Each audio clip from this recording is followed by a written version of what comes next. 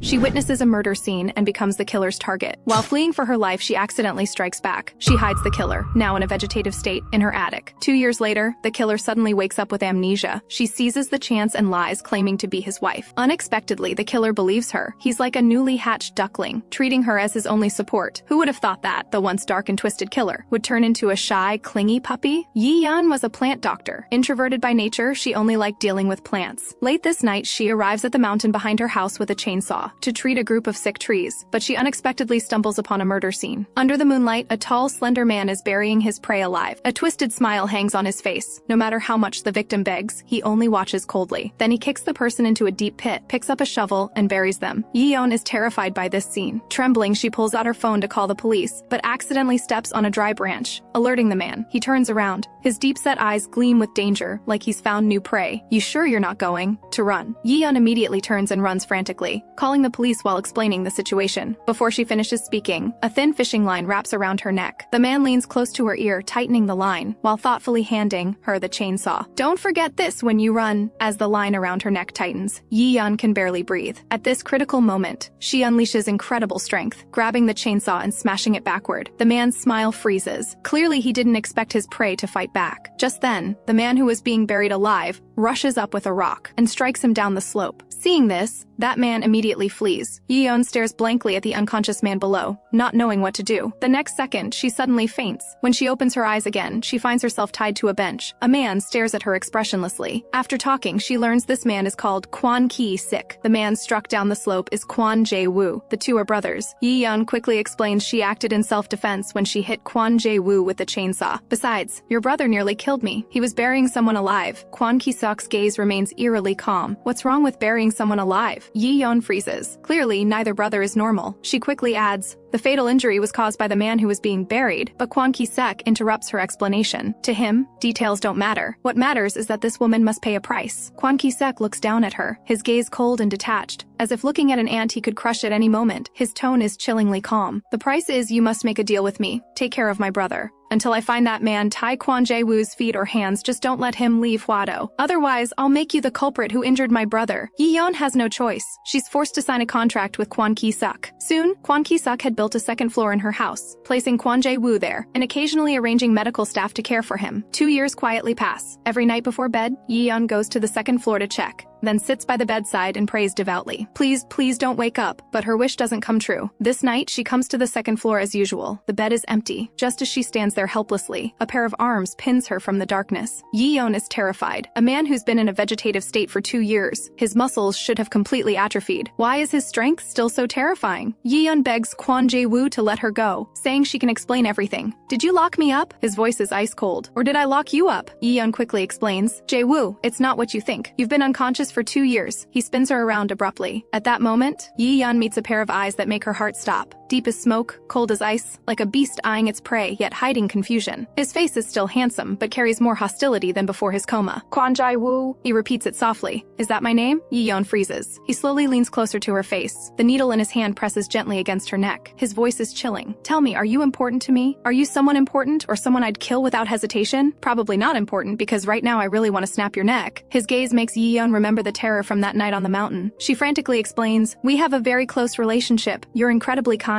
How could you possibly kill anyone? You even put a necklace on me. Why wouldn't a fishing line count as a necklace?" Kwon Jae-woo is very considerate. He wouldn't force me to do anything, wouldn't be mean to me, and definitely wouldn't do bad things. His fingers trace across Yi-yeon's neck. The cold touch makes her tremble. "Why wouldn't I do bad things?" Seeing her life in danger, Yi-yeon blurts out, "Because I'm your wife." Kwon Jae-woo freezes, about to say something, but suddenly passes out. No matter how Yi-yeon calls him, he doesn't wake up. A month later, while she's at work treating injured trees, she receives a call from the hospital. The doctor says Kwon Jae-woo is recovering well. Aside from memory loss, his brain shows no abnormalities. But he has a rare case of narcolepsy. Once he falls asleep, no one knows when he'll wake up. From 3 days to 5 days initially, he's now been asleep for 12 days. Yi-yeon is ecstatic hearing this news and quickly hangs up, missing the doctor's most important warning. Narcolepsy patients become more paranoid, more aggressive, and more fixated on intimate relationships. What puzzles the doctor is that in his sleep, Kwon Jae-woo keeps repeating one phrase, "Please don't wake up." That evening, Yi-yeon returns home. home. Kwon Jae-woo has already been brought back by medical staff. She hums a tune as she goes upstairs, only to find the bed empty again. Panicking, she finds Kwon Jae-woo not far from home. Under the moonlight, he stands quietly, holding a dead chicken. His gaze is hollow and cold. Yeon covers her mouth in horror. Clearly, he bit the chicken to death. Why is this man still so terrifying even with amnesia? Kwon Jae-woo mutters softly, "Where can I find her?" Yeon finally understands he was searching for her. That's why he broke the back door to get out. She forces a smile, trying to calm Kwon Jae-woo and get him to come home. But Kwon Jae-woo suddenly leans close to her. "Now I'm certain you're my wife, because during my sleep, I dreamed only of you." Yeon is scared and wants to step back. Kwon Jae-woo suddenly asks what her name is. She hesitates slightly, and Kwon Jae-woo's voice turns cold. "Don't make me ask twice." Yeon immediately tells him honestly. He stares intensely into her eyes. "Are you planning to abandon your husband now that he's lost his memory and become foolish?" To save her life, Yeon shakes her head repeatedly. He smirks coldly. "So I really am your husband. Just thinking about you abandoning me makes me furious. See how much I love you?" Yeon can't handle a madman's love, but she doesn't dare defy Kwon Jae-woo. Worried neighbors might see them if they stay too long. She suppresses her anxiety and coaxes Kwon Jae-woo back home. Once home, Yeon bandages Kwon Jae-woo's wounds. Looking up, she finds him staring at her. That gaze is like a beast observing prey. It sends chills down her spine. She wants to find an excuse to leave, but Kwon Jae-woo stops her. "We're married. Are we sleeping in separate rooms?" Yeon's face instantly turns bright red. The cost of this lie seems to exceed her expectations. Kwon Jae-woo notices her unease. His voice suddenly softens. "I'll be like the husband in your memory. I won't treat you carelessly or force you." Only then does Yeon lie down anxiously on the other side. But the conversation that follows overwhelms her. Kwon Jae-woo is like a curious child, questions coming one after another. She can only think rapidly, fabricating their past. "We got married 2 years ago. Right after the wedding, you had an accident on the mountain and became a vegetable. How long did we date?" Yeon, who's never been in a relationship, racks her brain. "Right when we met," she suddenly stops. "Getting married right after. Meeting. Would that sound too fake?" But Kwon Jae-woo misunderstands. "What? Right when we met,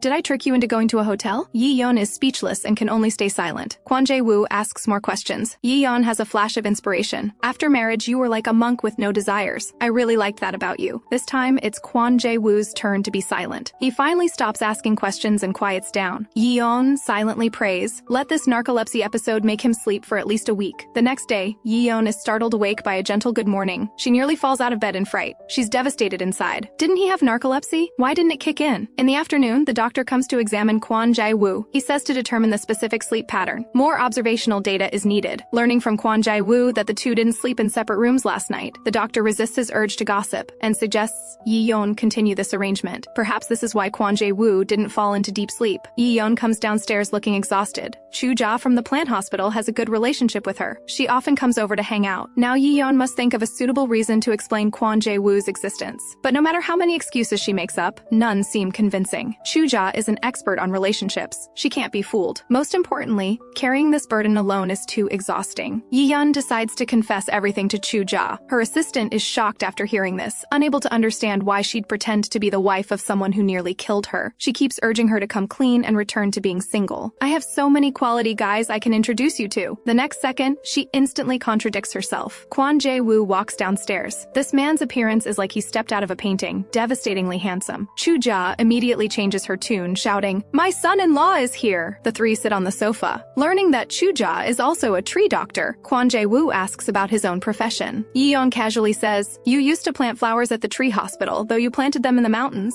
Mother-in-law Kwon Jae-woo suddenly asks Chu-ja cautiously, "May I sit next to Yeon?" The atmosphere freezes momentarily. Kwon Jae-woo looks confused, but Yeon senses a cold glint in his eyes. She instantly backs down and actively sits beside him. Watching Kwon Jae-woo's happy and satisfied expression, Chu-ja can't help but doubt, did this person really bury someone alive? Yeon explains Chu-ja is just a colleague she's known for 15 years. They're close, so she often comes over. Kwon Jae-woo says seriously, "Then Chu-ja must be very important to Yeon. I need to make a good impression." He quickly apologizes for his earlier presumption. After all, Yeon said he was gentle and polite. Chu-ja chats with him. When the topic turns to his narcolepsy recovery progress, Yeon fears he'll remember the doctor's instructions, and quickly interrupts. "Kwon Jae-woo, there's no need to rush your recovery. Take it slow. Why do you always call me by my full name?" He suddenly tilts his head, gazing at her. Those deep eyes hold a hint of hurt. "Can't you call me Jae-woo? For someone with amnesia like me, even though you feel unfamiliar, you're all I have." Yeon is flustered by his sudden sweet words. her cheeks flushing. Kwon Jae-woo gently touches her face. If I lose even this last connection, what will I do? I want to be a husband who makes you happy. This intimate gesture makes Yi-yeon's heart race. She frantically tells herself this flutter is just from fear. Chu-ja watches Yi-yeon's rare flustered expression and quietly pulls out her phone, deciding to thoroughly investigate Kwon Jae-woo's identity. That evening, Yi-yeon lies exhausted on the bed. Dealing with clingy Kwon Jae-woo all day has worn her out completely. She finally got rid of him using work as an excuse. Thinking of the doctor's suggestion from earlier, she decides she must resist tonight. Her obligation is only to look after Kwon Jae-woo, but this guy is too clingy. He's stationed outside her door doing push-ups. In just 1 month, his muscles have fully recovered. The speed is alarming. On the surface, he's obedient now, but deep down he's still that killer who smiled while burying people alive. If this sleeping beast really wanted to harm her, the wife identity would be useless. Just as she prays for Kwon Jae-woo to return to the second floor to sleep, there's a knock on the door. "Yi-yeon, open the door!" The voice sounds like a death knell. She trembles all over, not daring to make a sound. After a while, it seems to quiet down outside. She carefully presses her ear against the door, trying to confirm if he's left. "Think I left?" The sudden voice from outside startles her. Kwon Jae-woo seems to see through her actions. "Where are you going? Come here! I can't smell you anymore." Yi-yeon is shocked. Kwon Jae-woo explains he can smell the grass scent on her. His voice sounds pained. "Without you near me, I don't even know who I am. I'm alive, but nothing feels real." He lowers his voice, almost pleading. "Please tell me this isn't a dream. Tell me I'm not crazy." He pauses. "Tell me about the past. Let me know I really existed." His breathing is heavy. He could easily break down the door, yet he hasn't touched the thin door panel. Yi-yeon is surprised to discover that the traits she casually made up, kind, steady, gentle, have actually restrained his true nature. She tries speaking. "I'm washing my hair. Shampoo got in my eyes and it hurts. Can we talk about the past next time?" Kwon Jae-woo lowers his eyes and stays silent for a long time. Finally, he says softly, "Then I'll go back to the second floor." "Yi-yeon, take good care of yourself." Yi-yeon didn't expect him to actually leave. She nearly cries out in surprise. But that phrase, "take good care of yourself," sounds like a farewell. The next day, coming to the second floor, she discovers Kwon Jae-woo has fallen asleep. Chu-ja, who came along, praises his looks endlessly. She now thinks playing the wife of such a man is like a gift from heaven. If Yi-yeon hadn't pushed her, she wouldn't want to go downstairs. Before leaving, Yi-yeon looks back at the sleeping Kwon Jae-woo. She recalls what he said last night, "Take good care of yourself." Did he already know he would fall asleep and left those words? Yi-yeon wakes from a nightmare. In the dream, she was a little girl with endless test papers piled before her. She cried while writing frantically, but the papers kept piling higher. That suffocating despair made her break down. When Chu-ja comes to call her, she's still immersed in that helplessness. Though Chu-ja says today is a day off, Yi-yeon insists on going to see the injured ginkgo tree in front of the seafood restaurant. The seafood restaurant owner's face darkens immediately upon seeing Yi-yeon. Ignoring the stares around her, Yi-yeon points out his wrongdoing softly but firmly. "Last time you poured weed killer on the roots. This time you poured seawater, didn't you? I tasted saltiness in the soil." The customer's stares make the owner furious with embarrassment. "You go around stirring up trouble. No wonder your hospital is going bankrupt. You ruined the principal of the elementary school next door too. What else do you want to do?" That's right, the plant hospital only has Yi-yeon and Chu-ja. Business has been getting worse, and lately they're barely making ends meet. Last month, she was invited by the principal of the neighboring elementary school to treat trees. She discovered the principal was dishonest, secretly pouring cement on tree roots and trying to shift blame to them to extort the hospital. She eventually exposed him to the press,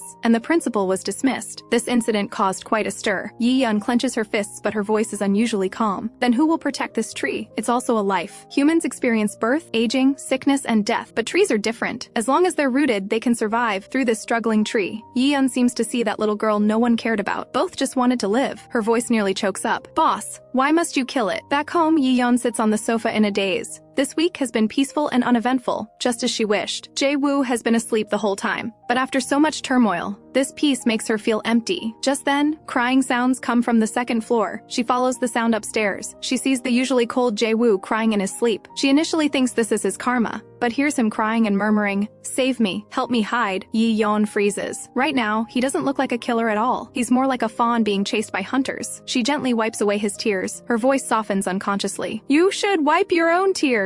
Thinking of today's encounter, she says softly, "Today I tasted the soil under a tree. It was very salty. Are your tears salty too? Who hurt you?" Looking at his sleeping face, she murmurs, "Today, you look just like that ginkgo tree in front of the seafood restaurant." Thinking he won't wake up soon, a drowsy Yi-yeon sleeps peacefully on the other side. Kwon Jae-woo wakes from his sleep. Finding Yi-yeon lying in his arms, he freezes completely, his face turning red. He immediately softens his movements, afraid of waking Yi-yeon. He gazes at her sleeping face, his eyes gentle and focused, as if to engrave every detail of her into his heart. After waking, Yi-yeon occupies his entire world. Perhaps others would panic learning they have a wife after losing their memory, but he naturally feels Yi-yeon should be his wife. He's certain of his feelings. for her. But Yeon's gaze always carries hesitation. There's no ring mark on her ring finger. Not even a simple wedding photo can be found in the house. These details make him vaguely uneasy. She doesn't seem to love him that much. Yeon rubs her eyes and slowly wakes up. Kwon Jae-woo greets her gently. Yeon sits up in panic. This reaction makes his heart sink. Learning he slept for 8 days this time, Kwon Jae-woo looks at her thoughtfully. Yeon, I think I've found a way to keep myself from falling into deep sleep. It's for us not to sleep in separate rooms. Yeon freezes, her face turning completely red. Her blank mind can't think of a reason to refuse. Kwon Jae-woo knows clearly that Yeon has been looking for a chance to escape him, but he can't let go. She can only be his. The afternoon is the day of the botanical garden bidding briefing. Chuja has no hope for this project, but Yeon is determined to participate. She proudly presents their track record. Although our hospital has few clients, we haven't let a single tree die. As tree doctors, what's more worthy of pride than this? Just then, Kwon Jae-woo suddenly walks out. Yeon is momentarily stunned. He's cut his somewhat messy long hair short and changed into casual clothes. He looks completely refreshed. That already striking face now appears even cleaner and more fresh. Turns out the clothes and haircut were Chuja's doing. Yeon panics, worried that outside stimulation might awaken his memories. She tries to persuade Kwon Jae-woo not to go out, but can't find a suitable reason, seeing he seems to be getting suspicious. In her urgency, Yeon blurts out, "You're so handsome and outstanding, those older men outside will definitely be jealous." This makes Kwon Jae-woo freeze. He unnaturally touches his earlobe, his ears quietly turning red. "Do you want to hide me? So I look this good in your eyes?" Those eyes, usually so aggressive now, don't dare look at Yeon, like a big boy flustered by a compliment. Seeing him so shy, Yeon's face also reddens. How can the usually dangerous and domineering Kwon Jae-woo show such an adorable expression? She stammers, explaining they're still in their honeymoon period, so she wants to keep him to herself. This makes Kwon Jae-woo's already red ears burn hotter. Then in that case, Yeon isn't allowed to go out either. By the end, Kwon Jae-woo's eyes carry indulgence. "Don't worry, outside I'll only listen to you." This gentle attitude makes Yeon's heart race. She opens her mouth but can't find a reason to forbid him from going out. In the end, she can only bring him along to the bidding meeting. At the project bidding meeting, Yeon becomes the focus of everyone's gossip. In this industry dominated by men in their 50s and 60s, as a young female director, she's always the subject of discussion. Those gazes never focus on her achievements. They only stare at her appearance, commenting she's not charming enough, even saying she doesn't walk with ladylike grace. Just as Yeon silently detests this situation, Kwon Jae-woo suddenly steps forward and gently takes her hand. He whispers in her ear, "Yeon, do you want their eyes or their mouths? Those people staring at you and whispering, which part do you want them to lose?" This terrifies Yeon. "Neither. Don't say such scary things." After all, given this man's nature, he really might do it. Noticing Yeon's sudden fear, Kwon Jae-woo freezes. He then shows a hurt expression, his eyes carrying grievance. "Wasn't I good just now? Is this not okay?" Those clear and confused eyes make Yeon feel an unexpected sense of security in front of this dangerous man for the first time. She puts on a stern face. "No, you clearly promised me you'd only do things I allow." After saying this, she unconsciously tightens her grip on Kwon Jae-woo's hand. He notices this small gesture. Sweetness surges in his heart. The corners of his mouth turn up slightly. A happy smile blooms on his face. I understand." Only then does Yeon notice the sudden silence around them. All eyes have been drawn to Kwon Jae-woo. She can't help but turn to look at him too. That exquisite face is too striking. Kwon Jae-woo immediately catches her gaze. His lips curve gently, his eyes full of focused affection, as if everything around them is irrelevant, and only she is reflected in his eyes. The hall's announcement sounds, announcing the bidding meeting is about to begin. Only then does Yeon realize she's still holding Kwon Jae-woo's hand. She quickly lets go, hurriedly says goodbye to the two, and quickly walks toward the conference hall. After walking away, she slows down, thinking of her unconscious action just now. Her ears quietly flush. The Whitem project is the largest botanical garden about to be completed in Hwado. Tropical dome greenhouse, outdoor ecological park, artificial waterfall, tropical rainforest restoration. This is Hwado's flagship project built with all its resources. It will absolutely become a top-tier botanical garden, but the project manager drops a bombshell. The plant hospital bidding selection will be conducted like a talent show, and the entire process will be filmed as promotional material. The project manager's reasoning is straightforward. We're introducing the world's most precious plants. How can we entrust this important task to people who rely on drinking table connections? More importantly, the winning hospital will receive a 10-year contract with the Whitem project. When this news breaks, everyone present becomes excited. After all, not only will it bring stable income, but partnering with a project of Whitem's caliber will bring the hospital great fame. Yeon agrees with the competitive selection approach, but she's very hesitant inside. After coming out under Jae-woo's questioning, Yeon stammers that she doesn't want to be filmed, so she's not planning to participate. Just then, an unexpected man appears, greeting Yeon with a smile. This is Jo Kyung-chun, director of Dongshi Plant Hospital and Yeon's former boss. Standing beside Jo Kyung-chun is his most beloved student, Hwang Jo-yoon. He shyly greets Yeon. Yeon's whole body stiffens. Forcing herself, she responds to him coolly. Jo Kyung-chun says with a smile that the two should interact more and rebuild their relationship. These words chill Yi-yeon's heart. How can he say such things? Years ago when she interned at Jo Kyung-chun's hospital, Yi-yeon was just a technical college graduate, the lowest position in the entire hospital. But to open her own tree hospital, she could endure the necessary internship period. What truly pained her was Hwang Jo-yoon's stalking and harassment. Every day after work, she'd hear footsteps following closely behind. That sticky gaze would always linger on her, and those uncomfortable judgmental comments.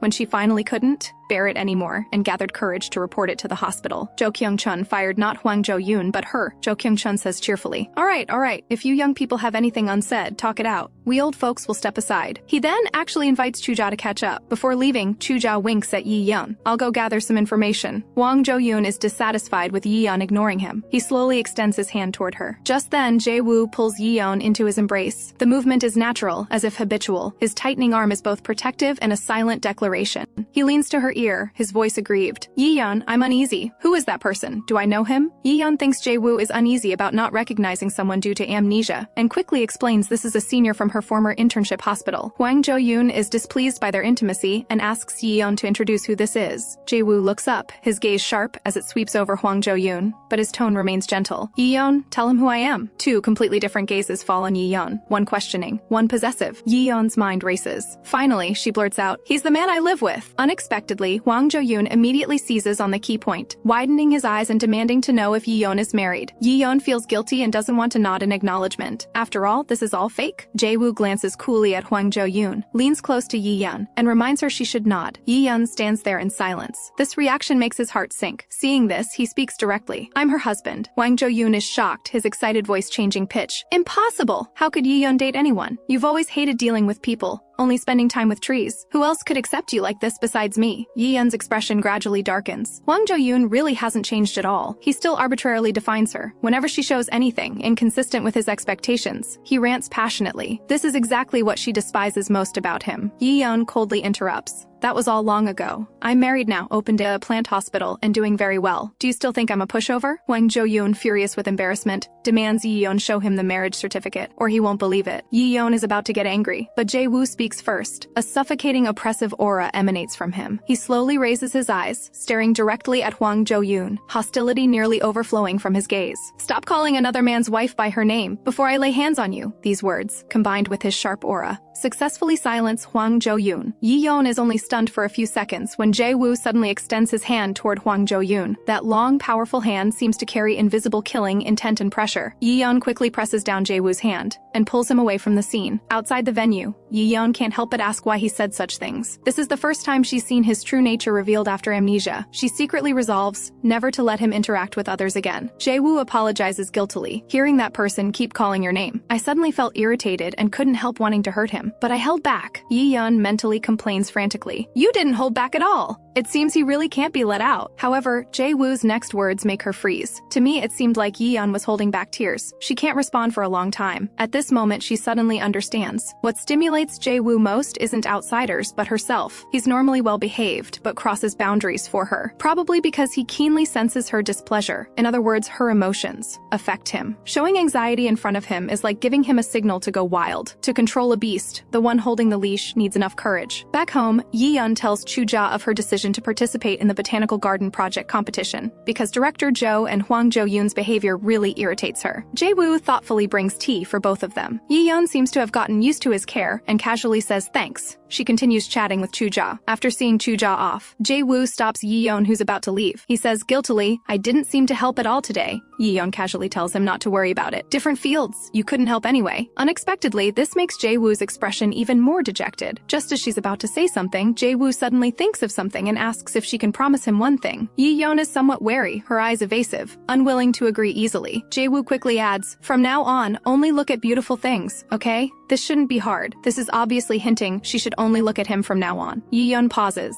then nods lightly with a flushed face. Jae-woo's lips curve up in a gentle smile. In the courtyard at dusk, he lowers his head slightly to look at her. She tilts her face up. Their eyes meet. Fallen leaves dance silently in the night breeze. Time seems to stop at this moment. Yi-yeon's face grows hotter. She feels this atmosphere is too intimate. She turns in panic, wanting to escape. I'm going to shower and sleep. Just then, Jae-woo offers offers to wash Yi-yeon's hair. This scares Yi-yeon badly. She repeatedly says no need, but Jae-woo says innocently, "Are you this polite even to your husband?" Yi-yeon interrupts. "No means no." Jae-woo slowly bends down, looking seriously into her eyes. "Then Yi-yeon, teach me. I've forgotten so much. If I can't even wash my wife's hair properly, I feel useless as a husband." Saying this, Jae-woo feels jealous of himself. "Before my amnesia, I must have done many things for you. Is it because of the amnesia that you're so distant from me now?" Yi-yeon is instantly speechless. How has this man become such a smooth talker? He was so obedient and well-behaved during the day. No, she absolutely can't let him control the pace. Thinking this, Yi-yeon continues to refuse, but Jae-woo looks at her with complete confusion. "It's just washing your hair. Don't be so reserved. You can order your husband around freely." Yi-yeon reluctantly agrees, but still nervously reminds him it's just hair washing. Jae-woo pauses. Then his lips turn up slightly as he nods gently. However, what happens next makes Jae-woo's heart instantly plunge into an ice pit. When he inadvertently sees those crisscrossing scars on the back of Yi-yeon's neck, he freezes completely. "What are these scars?" Jae-woo's voice carries undisguised heartache and shock. Yi-yeon pauses, frantically trying to change the subject, but Jae-woo doesn't intend to let it go. His voice suddenly turns cold. "Who did this?" Yi-yeon lowers her eyes, her voice barely audible. "Family." Jae-woo's expression darkens further. "That family member must be terrible," Yi-yeon murmurs as if to herself. "Who knows? Maybe they had their reasons. She was a child whose birth wasn't wanted. She stumbled through growing up. Those scars were all given by family." Jae-woo can't understand. What reason is needed to hurt someone? Yi-yeon shows a bitter smile. Sometimes loving too much can turn into this. This statement strikes Jae-woo's heart like a hammer. He suddenly realizes a terrible truth, that inexplicable hostility when he woke up. Yi-yeon's occasional fear and resistance toward him. Perhaps his former self was the one who hurt Yi-yeon. Yi-yeon looks dazed, as if sinking into some memory she doesn't want to revisit. She says softly, "Love turning to anger happens in an instant. People aren't like trees. They won't give unconditionally. So when the fruit grows crooked, people can't stand it." Hearing these words, Jae-woo's heart grows heavier. Remorse and sadness intertwine on his face. He's almost certain those scars were left by his pre-amnesia self. This thought nearly breaks his heart. Through the doctor's observations, Yi-yeon and Jae-woo have basically confirmed that as long as Yi-yeon wakes up beside Jae-woo in the morning, he won't fall into prolonged sleep. This requirement is still acceptable for Yi-yeon. Unknowingly, her thoughts begin to drift. This is the first time anyone has cared about her scars. In the past, everyone was used to the wounds on her body. Those people would only whisper behind her back, looking at this child every day. It's good the parents haven't gone crazy. Ordinary people would have thrown away a child like this. Being raised at all is good enough. But Jae-woo said in such a gentle tone, "To me, it seems Yi-yeon has been holding back tears. Does it matter if I cry or not?" Yi-yeon thinks self-mockingly. But thinking of Jae-woo's concerned eyes, warmth suddenly surges in her heart. So this is what it feels like to be truly cared for. Drowsiness gradually comes. Her eyelids grow heavy. Jae-woo has been clinging to her all day. Will it continue like this in the future? Though it's somewhat troublesome, this feeling of being cherished doesn't seem so bad. Instead, it gives her an inexplicable sense of security. The moment this thought flashes through her mind, Yi-yeon snaps awake with wide eyes. Jae-woo beside her doesn't notice her abnormality and gazes at her sweetly. Yi-yeon bolts upright. She must be crazy to think this way. This man is a killer. She almost didn't make it out of that mountain alive. Right, this man is evil and terrifying. Yi-yeon frantically tries to convince herself, but turning her head, she sees Jae-woo's worried expression. He asks with concern if she bumped into something. Yi-yeon's heart grows confused again. She raises her hand and frantically hits her own head. Can't soften, can't hesitate, can't relax, and can't forget what happened on that mountain. Seeing this, Jae-woo immediately grabs her wrist in panic. "Yi-yeon, stop hitting yourself." His eyes show heartache and anxiety. "What's wrong? Did I do something wrong to upset you?" Yi-yeon suddenly realizes the problem. It's these eyes always full of tenderness and affection. As long as she doesn't look at these eyes, she won't soften. Thinking this, she immediately closes her eyes and turns her head, refusing to look at Jae-woo again. Seeing her like this, Jae-woo's voice carries grievance, softly calling her name like a child who's done something wrong. "Yi-yeon really won't look at me? Won't even talk to me?" Yi-yeon shakes off his hand, determined not to acknowledge him. Jae-woo's heart sinks. He begins overthinking. He must have hurt Yi-yeon before his amnesia, which is why she resists and fears him. He lowers his head regretfully, his voice full of guilt. "I'm sorry. Is it because I asked Yi-yeon to wake up beside me that made you uncomfortable? It's all my fault. I'm truly sorry." Yi-yeon freezes. As Jae-woo speaks, he slowly stands and walks heavily toward the door. "I'll go sleep on the second floor. Yi-yeon can let me fall into prolonged sleep as punishment. If you think it's necessary, 1 month, no, 2 months is fine. Don't wake me until Yi-yeon feels better." Yi-yeon calls out confusedly for him to wait, but Jae-woo opens the door and walks straight out. At this moment, Kwon Jae-woo walks awkwardly toward the first floor. Yeon calls out to stop him. She asks with concern if he's alright. Kwon Jae-woo slowly turns his head. Her eyes are red and brimming with suppressed tears. He struggles to maintain his composure. "Stay there, Miss Yeon. Please don't come near me, or you might regret it." Yeon freezes. Coming to her senses, she quickly calls out, "But the first floor is my room. You should stay on the second floor. I'm going back to the first floor." Before she finishes speaking, Kwon Jae-woo kicks open the first floor door. Bang! He slams it shut. Yeon stands frozen. This is the first time Kwon Jae-woo has ignored her. Inside the room, Kwon Jae-woo recalls the scene, filled with regret. Earlier on the second floor, when Yeon grabbed him, he suddenly had the urge to trap Yeon by his side. His expression must have been terrifying. That's why Yeon showed that fearful look and worriedly asked if he had recovered his memory. Kwon Jae-woo silently resolves not to hurt Yeon the way he did before his amnesia. The next day, Kwon Jae-woo falls into deep sleep. Yeon has no time to pay attention to him. Cloud Spruce Hospital finally receives notification for the first round of the Botanical Garden Project competition. Chuzi curiously asks Yeon what the first round involves. Learning it's tree trimming, she finds it unbelievable. "Isn't this a piece of cake?" Yeon's expression becomes subtle. The tree is 30 meters tall. The two exchange bewildered looks, momentarily speechless. 30 meters? Chuzi snaps back to reality and explodes. She complains that 30 meters equals 10 stories high. No auxiliary tools allowed, only climbing. Aren't they trying to kill us? "No way, I need to call and complain." Yeon quickly stops her, explaining they probably want to test doctors' fear of heights and physical strength. While the two argue, no one notices a small figure, quietly slipping into the first floor room. 7-year-old Lee Kyu-baek, a regular at the plant hospital, gazes curiously at the sleeping Kwon Jae-woo on the bed. A man with porcelain pale skin and features as refined and handsome as a sculpture lies quietly on the bed. He rushes over excitedly, observing the man carefully. This male looks really good. Tall stature, distinct facial features. Yeon rushes in frantically and pulls him away. This child is very interested in insects and such. He now seriously analyzes the situation. Is this the director's boyfriend? This type of male is very rare. He looks healthy, must be very strong. Definitely good at protecting you. Yeon warns him never to approach this man. He's very dangerous. Lee Kyu-baek has a different view. Strong males are naturally dangerous. Yeon face palms and sighs. Lee Kyu-baek continues rambling. She suddenly pulls open the curtains, trying to divert his attention. Unexpectedly, a scream erupts from outside the window. Hwang Cho-yoon is pressed against the window like a cicada peering inside. Yeon opens the window and asks displeasedly what he's doing. Hwang Cho-yoon brazenly greets Yeon, saying he saw the child enter and followed. Lee Kyu-baek immediately starts a new round of commentary. This male doesn't look good, barely has 2 legs to walk on, but clinging to the window like that looks very improper. Yeon tells Lee Kyu-baek to wait inside. She walks outside to question what Hwang Cho-yoon wants. Hwang Cho-yoon asks back, "Is that child yours?" Yeon is infuriated by his attitude. "So what if he is?" Hwang Cho-yoon is shocked. "Did you disappear back then because you had a child?" Yeon is speechless. "I was fired because of you." Hwang Cho-yoon talks to himself. "Impossible. I watched you so closely back then. How could you have time to date? I couldn't have missed anything." He demands Yeon produce proof of family relations immediately or he won't believe it. Yeon doesn't want to waste words. She takes out her phone to call the police, but Hwang Cho-yoon keeps rambling, demanding proof. In the past, she might have felt panicked, but after experiencing the Kwon Jae-woo incident, this level of Hwang Cho-yoon doesn't scare her at all. She simply picks up a clump of dirt from the ground, threatening him with it. "Stop prying into my business. I have a very terrifying husband now. You've met him. His temper is no joke." After speaking, Yeon turns and goes back inside, leaving Hwang Cho-yoon standing dumbfounded. This suddenly assertive Yeon feels unfamiliar to him. The Yeon in his memory should be a lonely and introverted woman. No, he must change Yeon's personality back to what it was. From that day on, Hwang Cho-yoon starts stalking again. Yeon calls the police. After hearing her account, the officer thinks it's all coincidence. Yeon finds it hard to believe. Running into the same person more than 3 times every day can be called coincidence? The officer states that since no concrete harm has occurred, they can't prohibit Hwang Cho-yoon from being in this area. Then how do you explain the roses at my door every morning? The officer appears impatient. At that time, Mr. Hwang Cho-yoon is already at work. He has an alibi. We really can't do anything now. A wave of absurdity washes over Yeon. Fear and anger intertwine in her chest. She asks loudly in near desperation, "Isn't there any other way? I'm certain he's watching me. He stalked me before." The officer's response makes Yeon's heart sink. "This is all you're feeling. There's no record showing. Mr. Hwang Cho-yoon stalked you." Desperate and helpless, Yeon wants to wake Kwon Jae-woo. Chuzi gives her advice. "If you want to use him, you must let go of prejudice. If you plan to keep treating him as an assassin, then push him away completely. If you want his help, you need to treat him as a new person.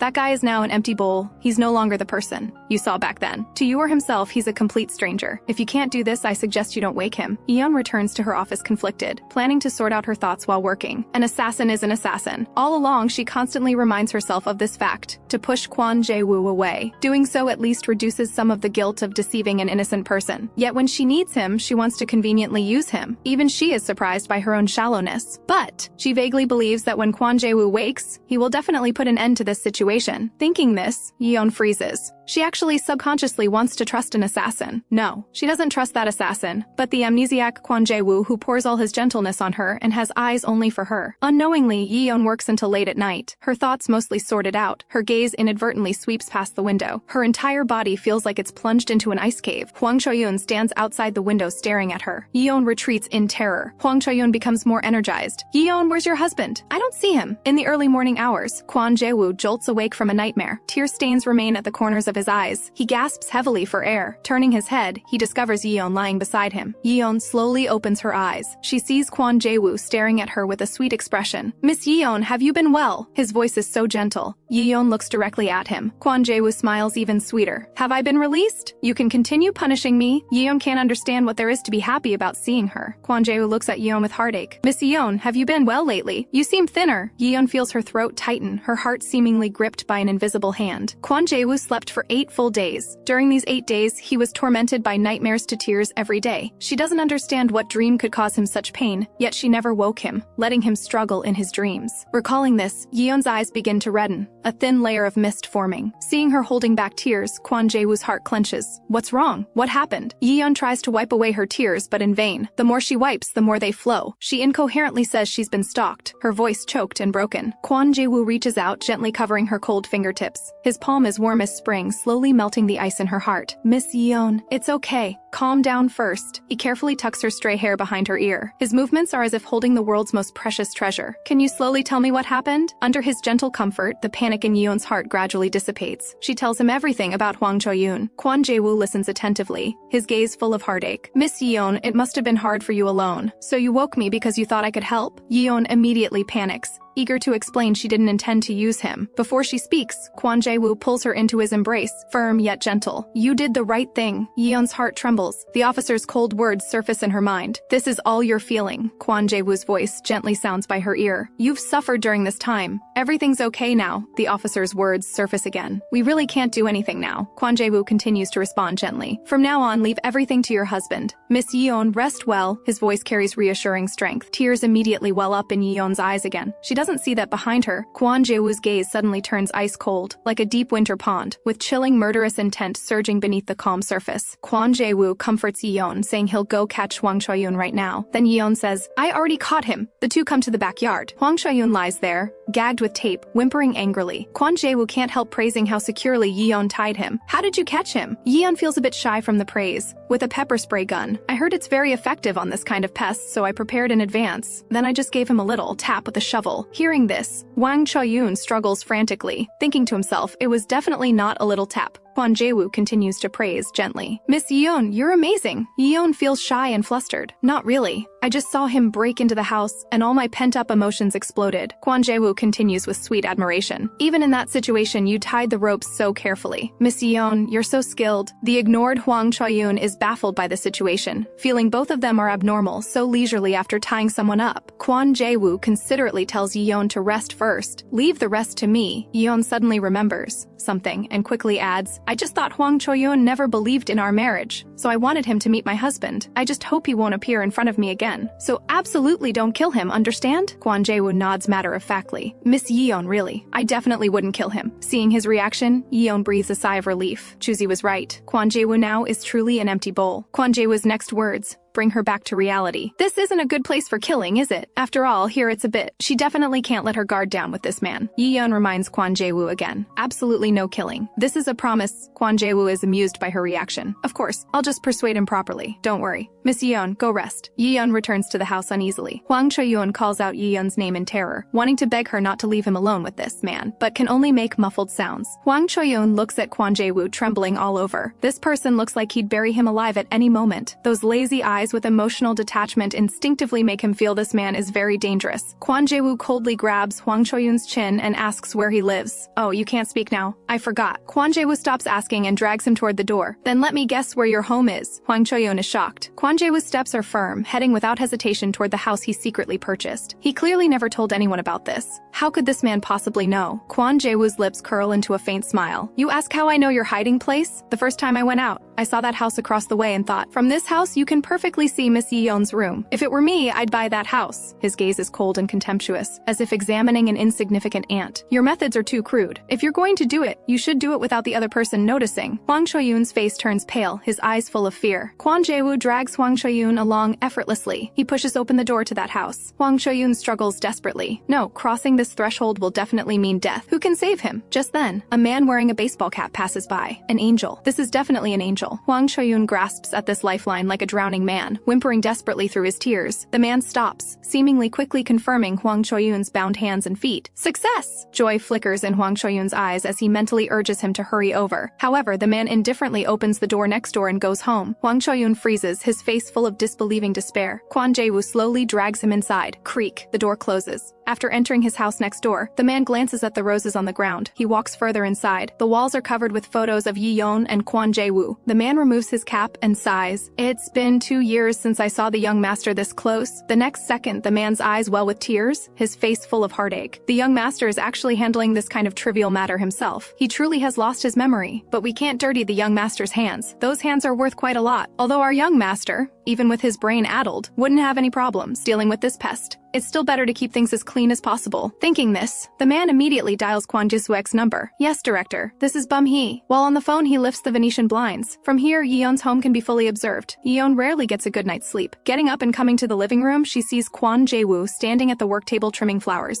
His movements are quite skilled. Yeon widens her eyes and stops. Kwon Jae-woo notices Yeon standing there and greets her. Miss Yeon, did you sleep well? He smiles brightly and puts down the flowers. Looking at his smile, Yeon feels a momentary trance. That terrifying week seems to have become a dream. She asks curiously, what are you doing? Kwon Jae-woo answers gently, practicing flower trimming. Why? I want to work again. To return to normal life as soon as possible. Yeon opens her mouth but can't speak. Guilt for deceiving Kwon Jae-woo wells up in her heart. Kwon Jae-woo suddenly asks if Yeon wants help tying her hair. Yeon frantically combs her messy hair with her hands. Does my hair look messy now? Kwon Jae-woo smiles gently. No, I just want to help. This reminds Yeon of childhood scenes. As a child, her hair was always messily loose. Each time, she could only hide in a corner, watching her mother gently tie her sister's hair. While tying her hair, Kwon Jae-woo mentions, Hwang Cho-yoon won't come back anymore, so don't worry. Relax. Yeon pauses for a moment and nods. After tying her hair, Kwon Jae-woo sincerely praises, really beautiful. Yeon asks slowly, are you talking about me? Kwon Jae-woo smiles gently. Yes, Miss Yeon. That bare face is enough to drive someone crazy. Yeon's face flushes with embarrassment from the compliment. Without waiting for Yeon's instructions, he has lunch ready. Yeon is amazed. After eating, he starts doing household chores, cleaning windows, moving supplies, hanging laundry, everything done meticulously. Yeon can hardly believe this is Kwon Jae-woo, but with his help, things are much easier. Was he like this before his amnesia too? Simply unimaginable. Completely like two different people. While thinking, Yeon trims plants and flowers. Watching her busy figure, Kwon Jae-woo feels happy. He can't help picking a flower and giving it to Yeon. Yeon is surprised by his gesture but happily accepts it. She smiles and shares a childhood story with Kwon Jae-woo. When I was little and hungry, I would eat flowers to fill my stomach. Kwon Jae-woo curiously takes the flower and takes a bite. His brow furrows slightly. This doesn't taste good either. Yeon is amused by his candid reaction. However, Kwon Jae-woo's expression suddenly turns serious. He asks with a hint of jealousy, Miss Yeon, do you prefer me before the amnesia? This sudden question makes Yeon freeze. Her silence is misinterpreted by Kwon Jae-woo as confirmation. His face instantly darkens. He won't allow anyone to occupy Yeon's heart, even if that person is his former self. Kwon Jae-woo's attitude makes Yeon instinctively step back. This reminds her of how he was when he first woke up. Kwon Jae-woo's expression is stern, his thoughts completely dominated by possessiveness. Forget the old me. I love Yeon more than before. I'll definitely obey from now on. We can start over. Yeon resists somewhat. Can't we just continue as before, maintaining a platonic relationship? Kwon Jae-woo's gaze doesn't waver. A meaningful smile curves his lips. Interesting. Let's see how long you can keep evading. Yeon's expression instantly freezes.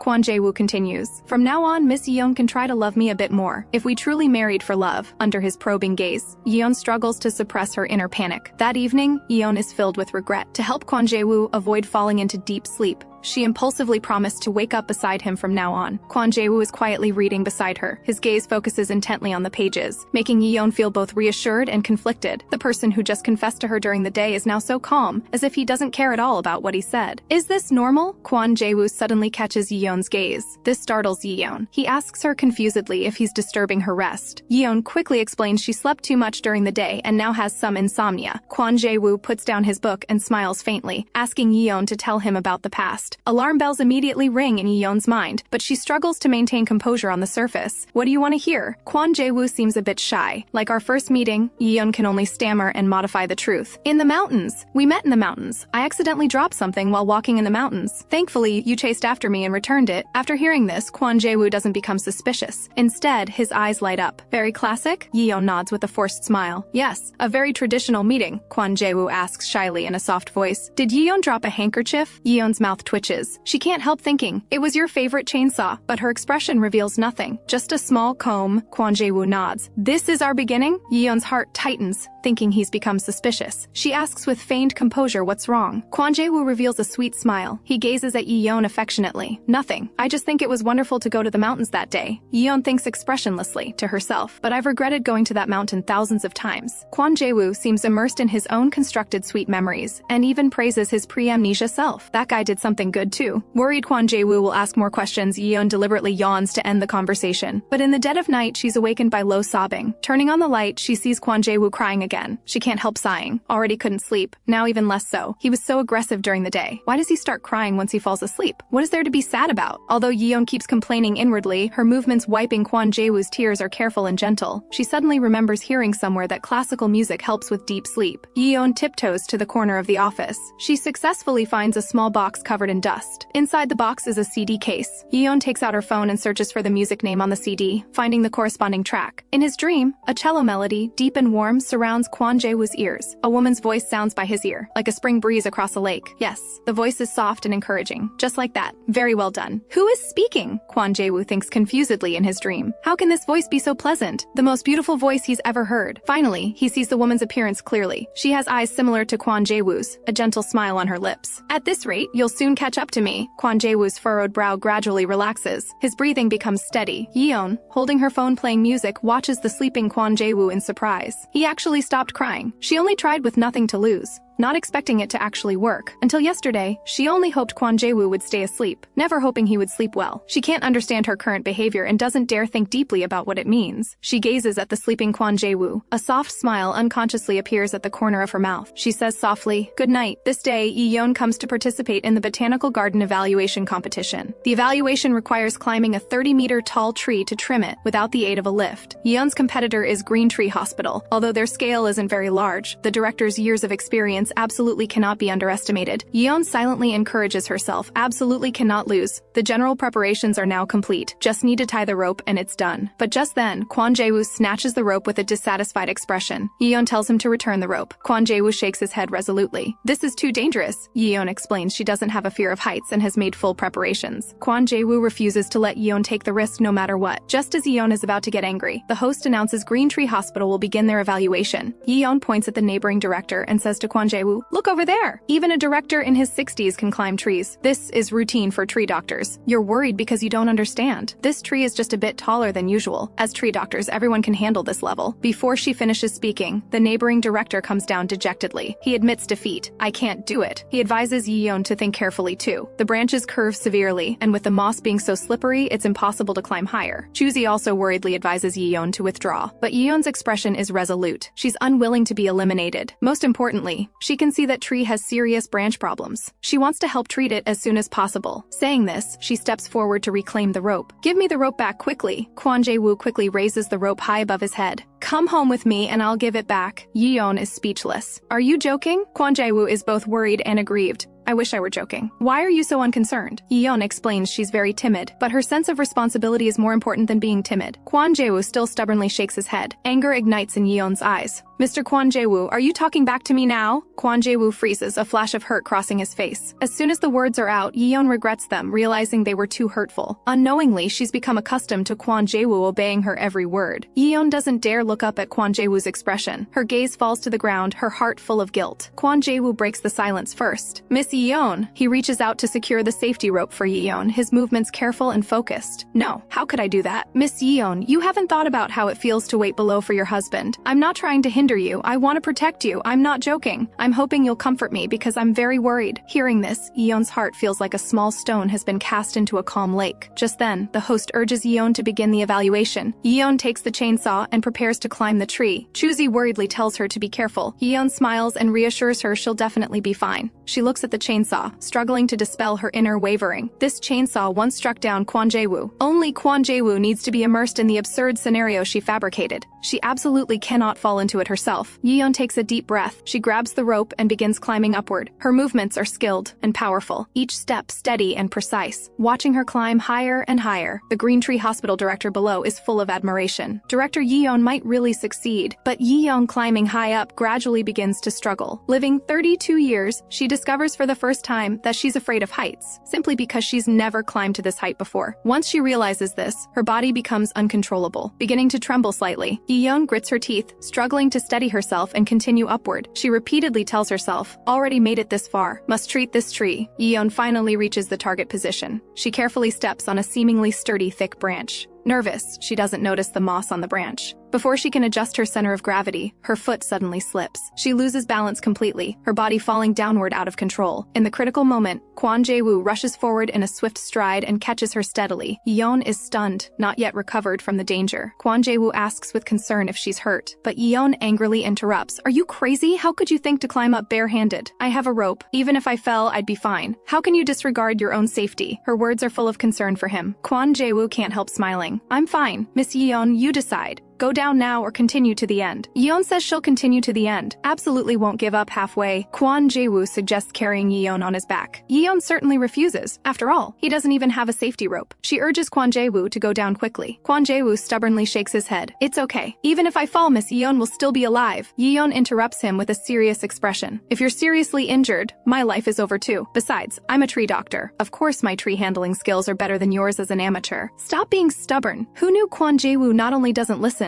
but directly lifts Yeon onto his back. In just a few steps, he leaps lightly to higher ground, as if merely strolling on flat land. In the blink of an eye, they reach their destination. Yeon is completely stunned. Before she recovers, Kwon Jae-woo asks her for the chainsaw. I'll do the trimming. Just tell me what to do, Yeon. Yeon silently hands over the chainsaw. After witnessing his extraordinary ability, further refusal seems too excessive. The crowd below is dumbfounded. They've never seen anyone climb such a tall tree barehanded without any protective equipment. Not only that, he's carrying a person and can even find time to trim branches. Is this something a human can actually do? Under Yeon's direction, Kwon Jae-woo successfully saws off the excess branches. The crowd below is stunned again. This is just like filming a movie. Faced with such skill, even opponents can't help but admire. The host announces the first round winner is Yeon's Cloud Spruce Hospital.